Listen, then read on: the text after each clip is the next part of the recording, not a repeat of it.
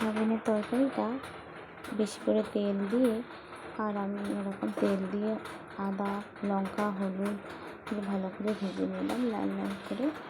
লঙ্কা, হলুদ, জিরে গুঁড়ো, আদাটা তেলে আগে ভেজে নিয়েছিলাম, নিয়ে সয়াবিন তো জলে দিয়ে রেখেছিলাম, একটু তুলে তেলে ভালো করে ভেজে নেব লাল লাল করে। একটু তেল লাগবে, তাই আর একটু তেল দেবো। একদিকে ডাল ফুটছে, একটু তেল দিয়ে গরম করে নিয়ে আর সয়াবিনটাকে আরও সুন্দর করে লাল লাল করে ভেজে নিচ্ছি। ভেজে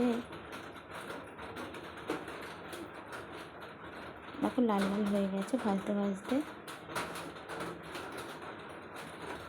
সব মশলাগুলো ওর সাথে ভেজে নিলাম, যাতে মশলাটাও ঢুকে যায়।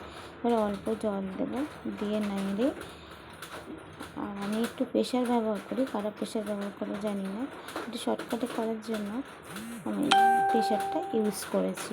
তাতে একটা দুটো সিটি মারলে টক করে হয়ে যায়, তাপ বসলে। দেখো প্রেশারে দিয়েছি, দিয়ে কড়াইতে আর একটু জল গরম করতে দিয়েছি, যাতে সয়াবিনে তো জলটা টানে, আর একটু জলটা গরম করে নিয়ে ওতে ঢেলে দেবো।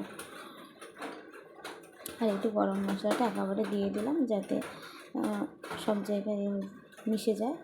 ওর উপরে জলটা দিয়ে দিচ্ছি, দিয়ে মুড়ে দেবো।